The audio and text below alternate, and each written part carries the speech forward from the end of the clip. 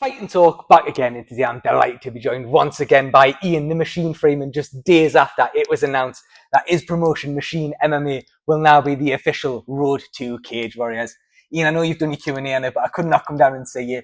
I mean, just first things, how happy are you just to have that announcement? And just what does it mean to you? It's beyond being happy. You know, it's like, this is a world's first as far as I know. It might have happened in America and rest, but it's definitely a UK first. There's no amateur MMA event merged with a professional MMA event. And can I say, not as professional as Cage Warriors. I mean, for the merge to go ahead, for the partnership to go ahead, wow, you can't put it into words. It's just absolutely amazing. Like I say, I know you've done the Q&A, which we'll link as well, so people can go and see if you've got any questions after this interview. I guarantee you would have answered it on that. But how did this whole thing come about? Was that Graham and Ian and the team approached you, or how was that? No, actually, I approached Graham. So, as you know, Kennedy, she became Machine MMA champion. Yeah. So, she took a little bit of time off. She took 5 years off from fighting due to her hips and other personal things that she had going on. She came back into MMA, and then we sat down together and we said, right, which organisation are we going to go to? Yeah. Invicta offered her a place over in America.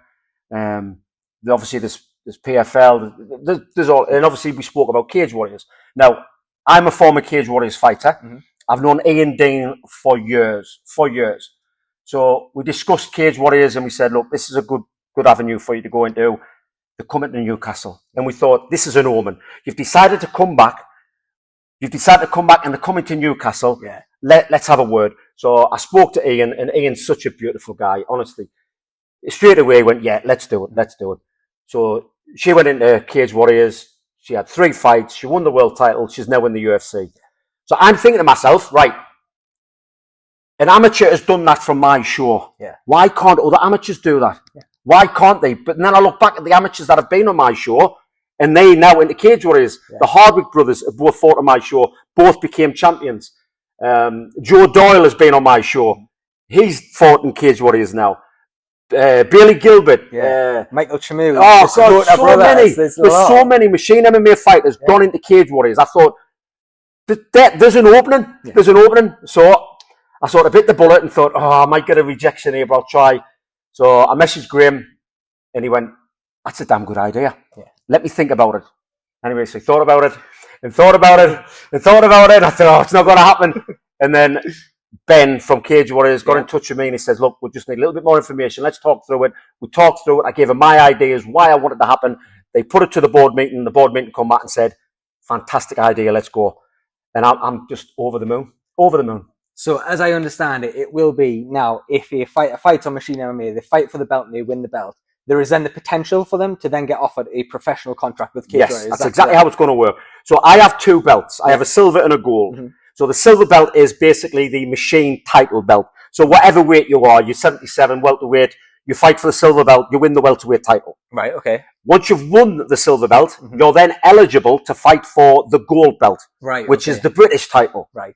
So if you win the British title and you're good enough to win the British title, Cage Warriors will look at you, see how good your record is, see how good you fight, and then give you the potential of fighting as a pro on their show. Yeah. So, it's a stepping stone, but it's an avenue. And they have promised me that they will take my amateur fighters, my amateur British champions, as a professional. Now, the person who wins that gold belt doesn't have to go as a professional. He might think to himself, I'm happy to stay amateur. Yeah. Happy to stay amateur, great. But I'm sure if you want to fight for that gold belt, you're thinking of going pro. And that's the avenue. That's the gateway. Absolutely. We touched on it. Of course, we'll come back to this. But you mentioned Kennedy there at the start. We've got to talk about it. It looks like, judging by a post, there's a date confirmed. There's an opponent confirmed. Yes. You'll be the first father and daughter ever to compete in the UFC, or under the UFC banner. How special will that night be for you when she makes that walk? It's just another history. I mean, I've said it before, and it sounds a little bit corny. You know, the Machines are making history again. Yeah. You know, I was the first ever British fighter in the UFC. Kennedy and I were the first ever father and daughter to fight in Cage Warriors. Yeah. She's getting the contract from Machine to Cage Warriors to UFC. And now we are officially the first father and daughter to sign for the UFC. Yeah. When she fights, we'll be the first ever father and daughter to fight in the UFC. And it's like, this goes on forever. History can't be changed. In 200 years, they'll be saying, "Oh, who's the first father and daughter in the UFC?" Our names will be there. Yeah. It's amazing. I'm so proud of her. And like you say, Kennedy come from Machine MMA. As we just touched on, there's so many other fighters now have come through that route. You used to just be down the road at the Civic Hall. You're now at the Fed, a much, much bigger venue, but you're still selling it out. How proud are you of just how far it came as a promotion? Of course, we're here at Machine MMA, your gym.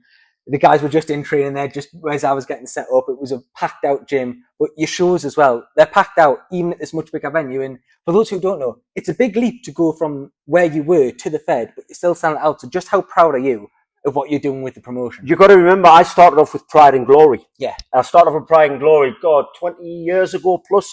And we started off with a little boxing ring with 100-seater just in a line, watching people do MMA in a ring. Then we eventually, I'm saying we built it up, and then I called it Machine MMA after the gym. And we've, like I say, we've gone from it was the Lamplight, then called itself the Civic Hall, and then we've moved to the Fed. The Fed's a beautiful venue. Yeah. There's not a bad seat in the house. I can get 1,000 people in there. I sell out every single time. It's a great atmosphere. Everything is running smooth. And the production now, since I've merged with Cage Warriors, it's a bigger hole in my pocket because I've got to keep on spending. But I am spending, and the production is going to be even bigger. So the road to Cage Warriors, then you have a show now. Is it 3-4 weeks time? Start of July. July 12th. Yeah. Is that when the road to Cage Warriors starts? It starts now. It starts today. What people don't understand is it's not a matter of fighting on the show, winning a fight, and then, you're on the road. The road is now. Yeah. So what you need to do is get your name to me, get your record to me, get your coach to contact me, and then I will match. Or if you, not July, October, if not October, November. So it starts now. Right. You can't just come into Machine MMA and go, right, I'm ready for a professional belt. Let me go for it. Yeah. You've got to prove yourself not only to me, but to Cage Warriors. You may be 10-0. And everybody, wow, that's a great record. 10-0 against who? Yeah. I've seen guys who've got fantastic records, but they're not ready for the pro ranks. So you prove to me, you prove to Cage Warriors that you can build your way up the ranks in Machine MMA and get that gold belt. You've proven yourself. Cage Warriors, without a hesitation, will go, we're having you. Yeah. And that's where you want it to be. Nobody wants to go into a fight, win a fight, go into the professional ranks and be looked like a fool. Yeah. Build yourself up. It's just a stepping stone. You do that stepping stone, you do it gradually, you do it correctly, the professional ranks are not seen so hard. Yeah. On that then as well, you look at the, I guess, like a dynamic contender series, if you like, where we'll see guys going from Cage Warriors and getting a shot on that. Do you think that now the guys and girls that will be fighting for this gold belt, the fights are always entertaining on Machine MMA, but do you think now they're really... I hope so. I really hope so. Because not only is there a belt at the end of it, there's a contract. Yeah. And everybody knows what that contract means. It means professional money. Yeah. It means you're going to start earning a living. You get professional money. And then, like I said, from being a professional Cage Warriors, you build your way up on them ranks, you can get into the UFC. Yeah. If you start off fighting for fun, great. But if you start off fighting to become something, where is the end goal? Yeah. It's the UFC. Everybody wants to be in the UFC. Yeah. So why can't you do it like Kennedy did? Machine MMA, Cage Warriors, UFC. It's not a fallacy. It's not something that is out of people's realm. It's not something where, that's just a dream. It's never going to happen. It's happened. Yeah. It's happened, and it's happened to Kennedy. And I'm sure it'll happen to some of the other Machine MMA fighters that are now in Cage Warriors. Yeah. They will get into the UFC because the talent is that good. You were, like you say, the first Brit to fight in them UFC gloves inside the UFC octagon.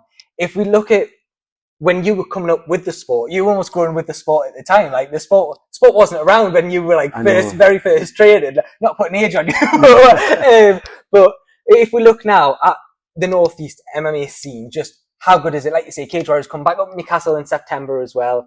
We know that Graham Boylan, Ian Dean's eyes will be on all of these Machine MMA shows. But just North East MMA as a whole, just how impressed are you with how far? Look how good the North East are.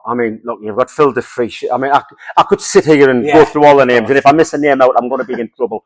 But you've got some fantastic gyms. When I was fighting in the UFC, there was no gyms. Yeah. None. There was a kickboxing gym, there was a boxing gym, there was traditional martial art. There was no MMA gyms. Yeah. I had to travel abroad. I had to go to America. Now there's a gym on every street corner. Yeah. So depending on which gym you go to get the right coaching, to get the right avenue, to go to the pathway of Machine MMA to Cage Warriors, it all depends on the fighter. but there's so many fantastic gyms. Yeah. In a small area, the North East, I've got some beautiful gyms, some really high-class level coaches. Yeah.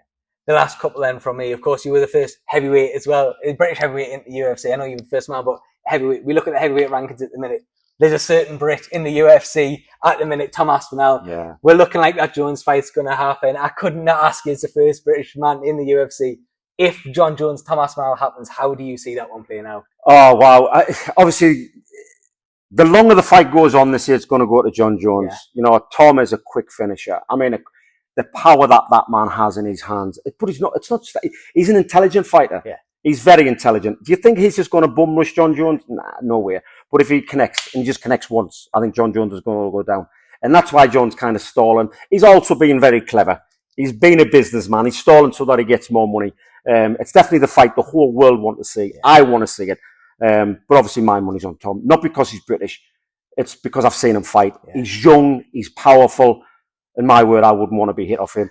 That's who I would have to fight if I was No, I'm dropping down the middleweight. Nowhere. But no, Tom's get this for me. Definitely. Without a doubt. Last one on the road to Cage Warriors as well.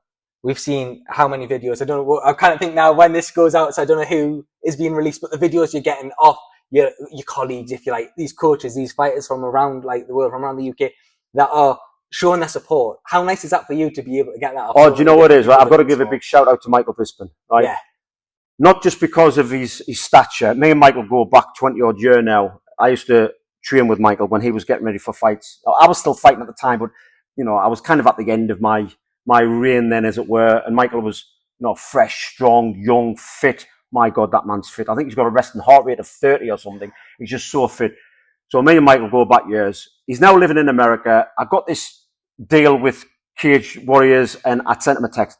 And I basically said, "Oh, Mike, I don't know if you've heard the news, blah, blah, blah. I'm merging with Cage Warriors, I'd love you to do a little video just to congratulate me, you know, just to give it a little, you know."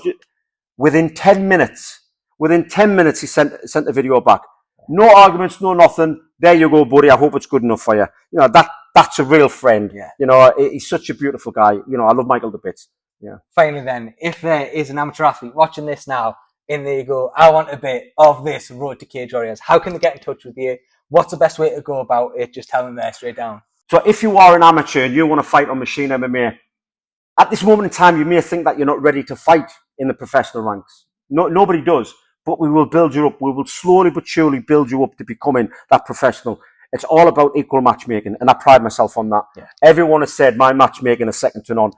We always have good fights. You never want to have easy fights all the way up to the professional rankings, because then when you go into Cage Warriors, you get beat. Build yourself up, start from scratch and build it up. Even if you're a 0-0 record, we will build you up with a 5 or 6 fight record, see where you go from there. If you're a 3-2 record, we'll still build you up. Whatever your record is, we will build you up. As long as you tell me that you're ready, you want to go for that belt, we will build you up to it. Don't think you can just come in from, you know, having a 6-0 record, fighting in other organisations and go, right, I'm ready to fight for the belt. You might have proved yourself on that organisation. You haven't proved yourself with my matchmaking. And until you do that, we have to take it from scratch. Perfect. Look, Ian, I'm very, very happy to see that deal went through as well. Thank you very much for your time and all the best. Cheers. Thank you very much. Thank you.